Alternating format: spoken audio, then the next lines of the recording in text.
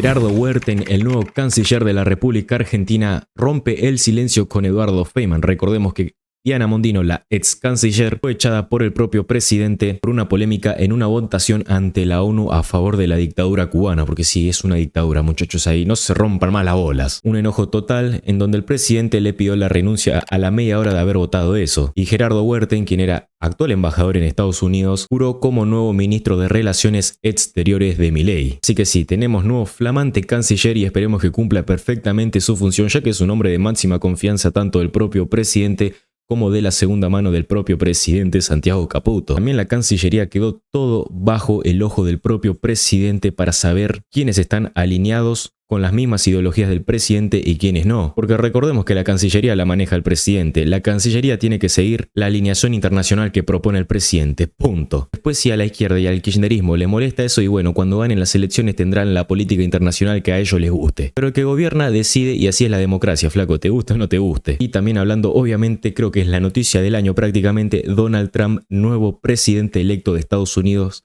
arrasando sobre Kamala Harris. Y sí, todos los encuestadores, analistas políticos, medios de comunicación se lavaron la boca diciendo que Kamala Harris ganaba cómodamente, que era una elección súper peleada, que era punto o punto, y que finalmente Trump terminó arrasando incluso en los estados claves. Incluso creo que nunca consiguió tanto voto popular como en esta elección. Así que sí, muchachos, América haciéndose grande nuevamente gracias a Trump. Déjame saber qué opinas acerca de que Trump haya ganado las elecciones abajo en los comentarios. Te dejo con la palabra del ministro, o el canciller mejor dicho, y como siempre te digo, suscríbete y nos vemos en la próxima. Lo que uno es, y para mí es muy importante reconocer lo que cada uno es y estar orgulloso de lo que cada uno es.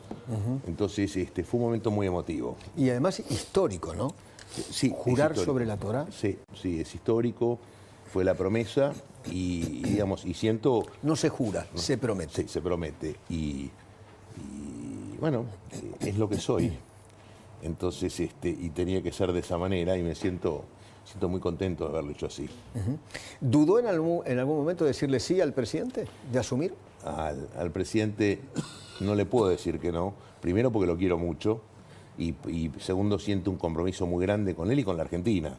Y en este momento de mi vida, donde yo no tengo agenda de negocios, no tengo ambiciones de ningún tipo, la única ambición es que mis nietos tengan un país mejor y que tengan la mejor calidad de vida, y decidí dedicar estos años a aportarlos a la Argentina, mi pequeño granito de arena.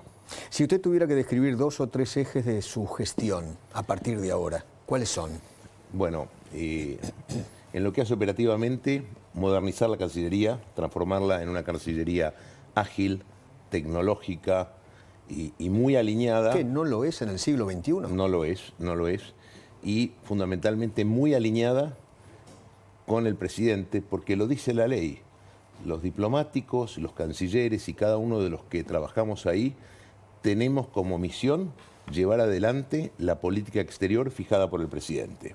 Y el otro gran eje es hacer una reducción de gastos. En este contexto es muy importante no erogar gastos innecesarios y eliminar duplicidades, eliminar todas aquellas cosas que signifiquen un ahorro, y yo estoy convencido de que podemos hacerlo, que podemos encontrar un montón de redundancias, y esto va a impactar muy fuertemente en el presupuesto, porque para eso estamos. Este no es nuestro dinero, es el dinero de todos los argentinos, y nosotros tenemos la obligación de administrarlo bien y con mucha austeridad. Cuando usted habla de reducción de gastos, ¿qué habla? ¿De eliminación, por ejemplo, de embajadas en el mundo? Pero le doy un ejemplo. Hay países donde nosotros tenemos una embajada y además tenemos una embajada de un organismo internacional. Esto significa 2 embajadores, doble diplomáticos, doble, empleados, casas, choferes, cocineros. Y bueno, las personas que trabajamos, tenemos que esforzarnos un poco más, quizás sintetizar 2 embajadas en una. Eso significa eliminar un montón de costos. Y no menor, también hay que eliminar un montón de privilegios. Porque... Hábleme de eso, de los privilegios que usted intenta, porque se habló mucho de la persecución ideológica de usted y del presidente a los diplomáticos. Eso no es verdad. Cada uno es libre de pensar y militar sus ideas políticas o cualquier otra, pero trabajar de diplomático es un trabajo por el cual a uno le pagan. Y la misión del diplomático y de cada uno de los que trabajamos ahí, vuelvo a decir, es ejecutar la política exterior que fija el presidente. Además, los diplomáticos argentinos son de una formación impresionante en el mundo. Excelente, ¿no? Excelente formación, pero a veces puede haber habido algunas confusiones de que lo que tienen que ejecutar es las ideas propias, y eso sería contra la ley. Entonces, lo que nosotros tenemos que hacer es alinear que hay una sola visión, pero no es la visión solamente del presidente, es la visión que votó el 56% de los argentinos. Entonces, ese es nuestro trabajo, y parece una cosa tan simple, pero no necesariamente estaba ocurriendo. Creo que en este momento transmitimos ese mensaje muy claro, y el que no lo haga está cometiendo, faltando a la ley. Bueno, el presidente habló de traición a la patria, por ejemplo, en el hecho de la última votación. Bueno, ahí podemos hacer una reflexión interesante. Muchas veces los presidentes fijan la política, y la política es fácil de comprender.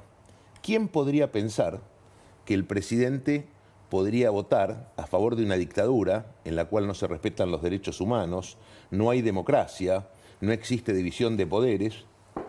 ¿Cómo podríamos nosotros, un país democrático, un país que respeta las instituciones, votar a favor de eso? Bueno, algunos le dicen, bueno, pero históricamente Argentina venía en ese camino, votando de esa manera, en este punto. Es verdad, pero eso no quiere decir que lo que hiciéramos estaba bien. O sea, lo que hay que hacer es lo que está bien. Y lo que está bien, tanto hemos hablado y tantas personas hablan de esto, donde no hay democracia, no hay derechos humanos. Obviamente. No hay derechos individuales. Entonces nosotros como misión tenemos que apoyar que haya democracia, que haya libertad y que se respeten los derechos individuales de cada uno. En este caso, la Cancillería cometió un error importante que no hacía... Imperdonable, dijo el presidente. Bueno, no hacía falta que nadie le explique cuál es la posición del presidente. Había que mirar y simplemente escuchar sus discursos, escuchar todas sus presentaciones, porque también es la obligación de todos los que trabajamos en el servicio exterior que tenemos que entender para dónde va el presidente. Así que... Y además en este punto concreto, el presidente siempre insistió, lo dijo aquí conmigo, sentado donde usted está, en campaña. Yo le pregunté geopolíticamente, si usted se sienta en el sillón de Rivadavia, ¿con quién va a estar alineado? Y me lo dijo muy claro, Estados Unidos e Israel. O sea, ya en campaña. Y el presidente es una persona, digamos, muy honesta, porque él lo que dijo que iba a hacer, lo hizo. Otras personas que se dedican a la política, durante las campañas, dicen las cosas que resultan más agradables al oído, pero que no necesariamente es lo que van a hacer después. Creo que el presidente Milei lo dijo en la campaña, como bien puntualizó, y es lo que está haciendo. Y yo creo que los que colaboramos en las distintas áreas necesitamos interpretar claramente, y los que colaboran con nosotros también lo tienen que interpretar. Yo creo que en el caso de la Cancillería había un desalineamiento, y mi trabajo es que se cumpla la ley. O sea, usted lo que quiere decir que con Milei no hay libres pensadores entre los embajadores. No, absolutamente que hay libre pensadores, pero la política exterior es un resorte del presidente. Los embajadores son los representantes del presidente en el mundo. Y deben votar en... Y deben respetar el lineamiento fijado.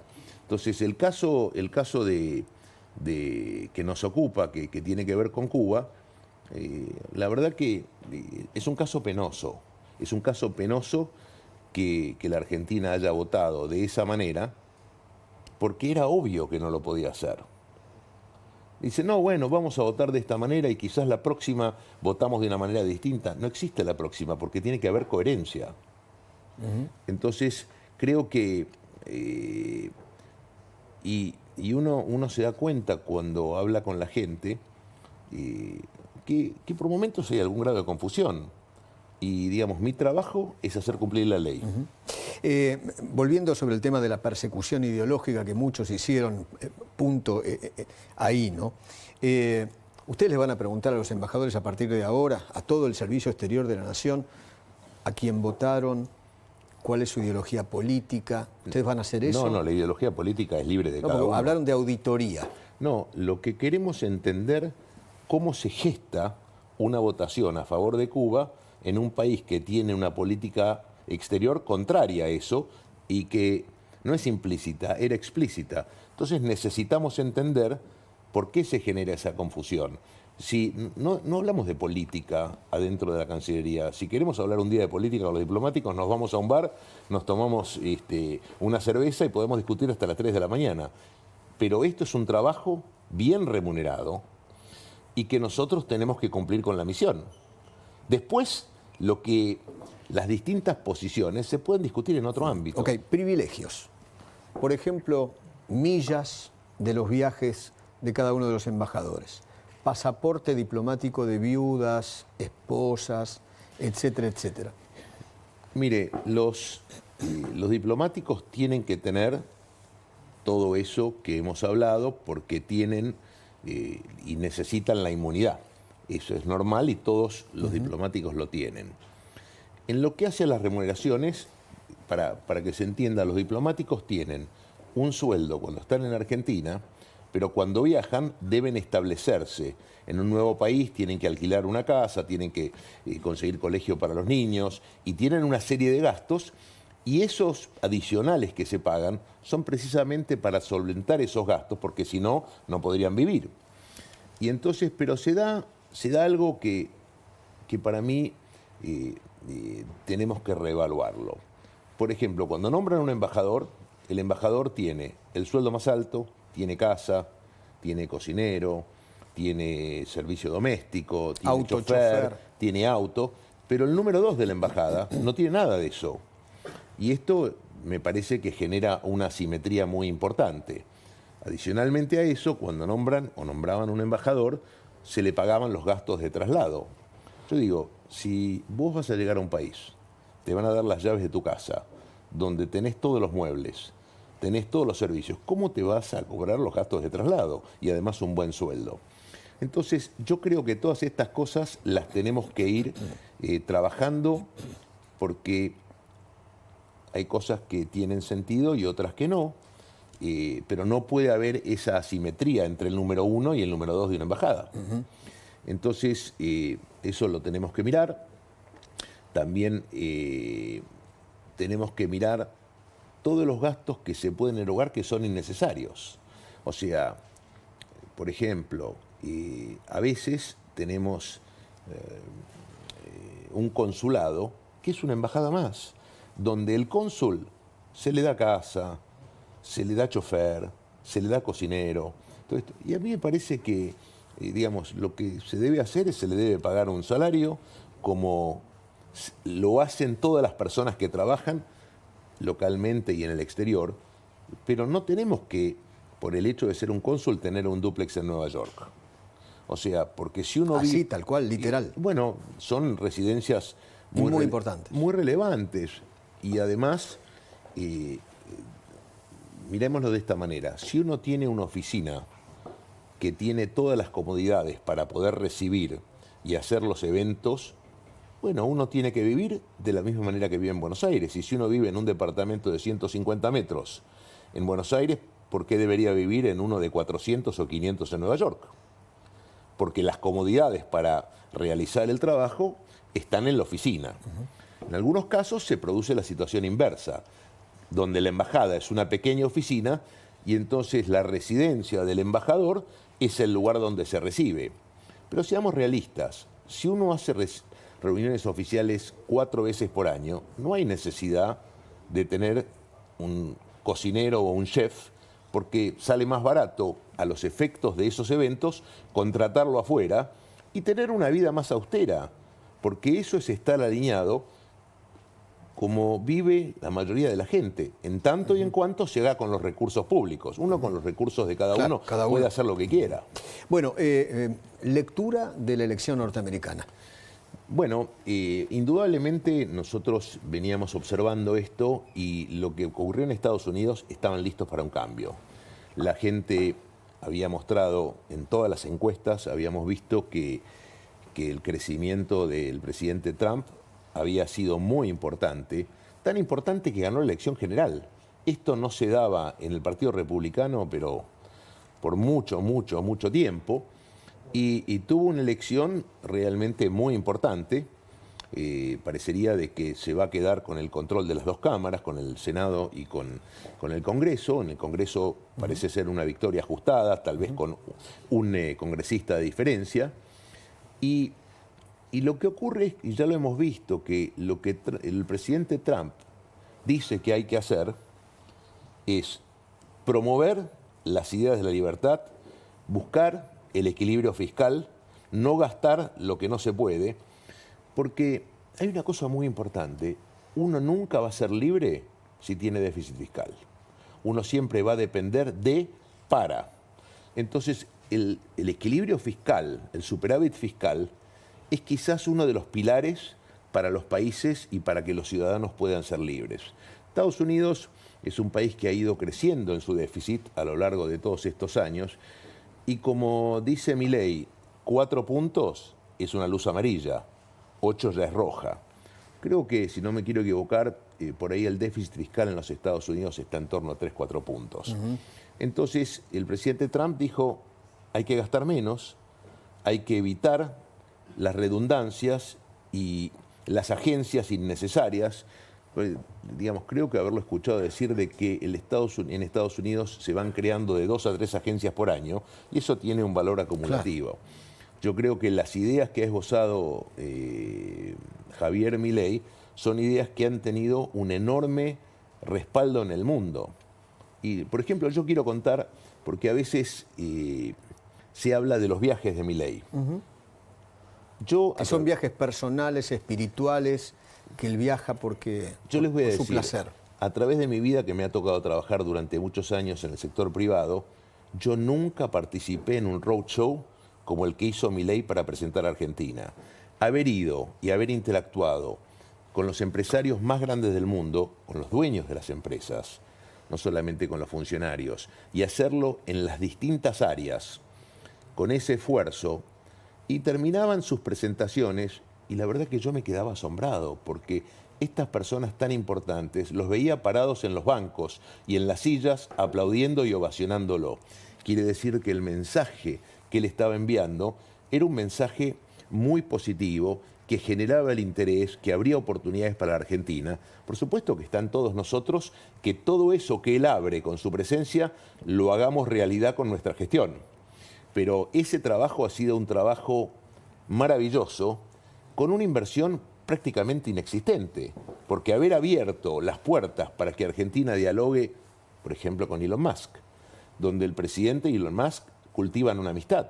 Hoy Elon Musk seguramente va a ser unas personas clave del gobierno del presidente Trump. Quizás el Federico Sturzenegger del gobierno de Trump. Yo creo que va a ser un hombre muy importante. Desregulador. Y un hombre que es muy inteligente, es muy capaz. ¿Hoy el presidente habló con Elon Musk? Hablaron un poco por chat. Okay. Pero bueno, hoy fue un día muy difícil para... ¿Con el presidente Trump?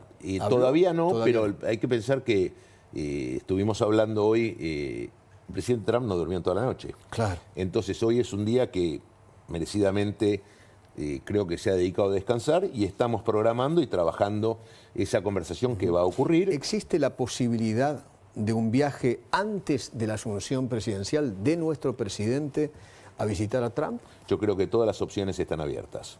Todas las opciones están abiertas. Pero a mí no me gusta hacer futurología. Vamos a esperar de que los dos presidentes hablen, que tengan su diálogo, y a partir de ahí construir, siguiendo... ¿A la asunción presidencial de Trump va a ir seguro? No, porque la asunción presidencial es el 20 de enero. No se invitan presidentes. Esa es la regla. Okay. La regla en Estados Unidos es que se invitan solamente a los miembros del cuerpo diplomático. Después Estados Unidos tiene como norma, eso no quiere decir que siga, ¿no? Porque eso puede cambiar, pero normalmente el primero que se recibe es a Canadá y el segundo es a México. Creo que así es la norma. Pero bueno, el presidente Trump probablemente cambie muchas cosas. Usted fue embajador argentino en los Estados Unidos en estos primeros 10 meses con el gobierno de Biden. ¿Qué cree que la relación con la Argentina no era mala?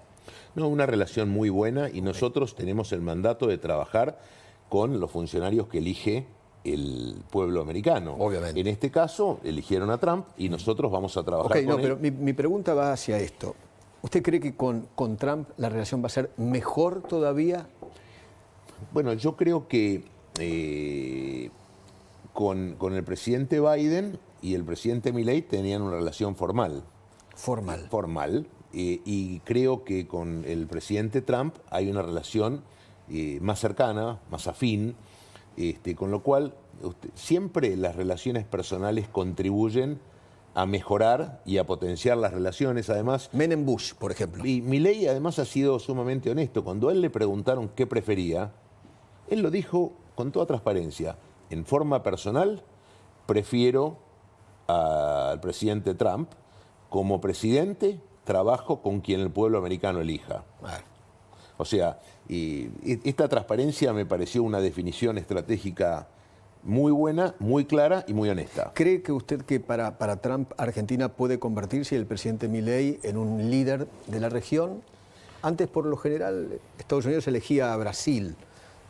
Bueno, yo creo que el presidente Milei ya es un líder importante a nivel mundial y, bueno, obviamente hay países que han optado por otras ideas, pero los países que están y que creen en las ideas de la libertad y que las ideas de la libertad seguramente van a ir creciendo por la necesidad de los países de empezar a equilibrar sus presupuestos y de esa manera mejorar la calidad de la vida de la gente. Entonces yo creo que las ideas del presidente Milei tienen bastante consenso y en los consensos se llegan primero en el sector privado, que es quien tiene la máxima velocidad de comprensión del impacto que tienen todas estas cosas. Imagínense ustedes, por ejemplo, el mundo ha tenido una tendencia enorme a crecer, a regular todo. ¿Y qué hacen las regulaciones? Las regulaciones matan la innovación. Y si no hay innovación, no hay crecimiento económico. Tan simple como eso.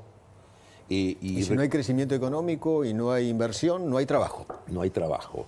Entonces, para que haya crecimiento económico, hay que desregular. Para que los inversores se interesen, si uno tiene que desarrollar un polo de inteligencia artificial y lo primero que estamos pensando, ¿cómo la vamos a regular? ¿Qué creen que va a hacer el inversor? Va a tratar de ir a un lugar donde pueda ejercer toda la innovación, donde pueda progresar y crecer, pero si un país le ofrece, dice no, empezamos a poner limitaciones, se va a ir a otro lado porque el mundo es competitivo. O sea, esto que nosotros somos un buen ejemplo de todas las cosas que no hay que hacer, porque las probamos y hemos visto el resultado adverso que ha producido el populismo en la Argentina. Sí. Canciller, usted dejó el cargo en Estados Unidos. ¿Quién va a ocupar ese lugar? Bueno, es un tema que está en evaluación. Claramente nos parecía muy importante esperar el resultado de elección en Estados Unidos y con el presidente, que en definitiva es un cargo muy importante, tal vez el más importante de todas las embajadas. Creo que el presidente lo vamos a conversar y tenemos, creo que, obviamente que es un cargo que genera un enorme interés. Tremendo. Ya hay nombres en danza, qué sé yo. Alex Campbell, Juan Napoli, Demian Reidel, Paula Bertol. Algunos nombres que... Yo diría de que vayan pensando que el presidente seguramente va a tener algunas otras ideas. Algunas otras ideas, así que yo no... Siempre hay versiones, hay operaciones, hay autocandidatearse y todo eso, este presidente va a decidir lo que le parezca mejor para la Argentina. Visita dentro de muy poco, el 9, en pocos días, llega el presidente Macron. Sí, vamos a tener al presidente Macron y vamos a tener a la presidenta del Consejo de Ministros, Giorgia Meloni. El 19 de noviembre. Sí, y tenemos el G20 en el medio. Yo creo que esto va a ser una experiencia de lo más interesante, este G20, porque con un cambio de gobierno en ciernes en Estados Unidos, hay muchas cosas que como en inglés se diría challenging, o desafiantes. Claro. Entonces a mí me parece súper interesante. Nosotros tenemos una posición tomada sobre ciertas cosas. Fue muy claro lo de Naciones Unidas, porque tal vez vale la reflexión porque aplica también al G20. Naciones Unidas se crea después de la guerra para evitar que ocurran otras. ¿Cuántas guerras evitó? Hoy en día hay 56 en el mundo. Entonces, otra cosa, Milei habló bastante sobre las decisiones que están políticamente influenciadas. Las Naciones Unidas debe ser un organismo neutral. Y cuando saca resoluciones, si son políticamente inclinadas, no tienen valor. Y esto lo dijo Milei a los 20 o 30 días, una carta de 100 congresistas americanos enviada, dijeron, bueno, si ustedes continúan tomando decisiones políticamente inclinadas sin considerar a todos los actores, nosotros vamos a proponer que se les revoque el financiamiento, que es el 30%. Entonces, también tiene que existir una adaptación y un ayornamiento de todas esas organizaciones. ¿Podrá existir una relación con Lula o eso ya está definitivamente roto? Bueno, pensemos que las relaciones siempre son entre países. O sea, hay personas que se pueden llevar mejor, otras que se pueden llevar peor. Las relaciones personales no son una foto, son una película, y en la película pasan muchas cosas, puede haber momentos mejores o peores, dramáticos o menos dramáticos, pero claramente Brasil para nosotros es nuestro socio comercial más importante, claro, y vamos a continuar potenciando todos los negocios que tenemos con Brasil.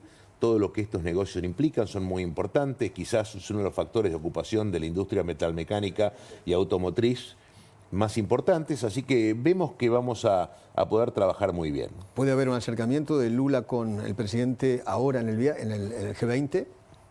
¿Puede haber una bilateral o no? Eso veremos, como yo digo, yo futurología no hago, pero lo que está muy claro es que vamos a continuar trabajando con Brasil, potenciando el comercio bilateral.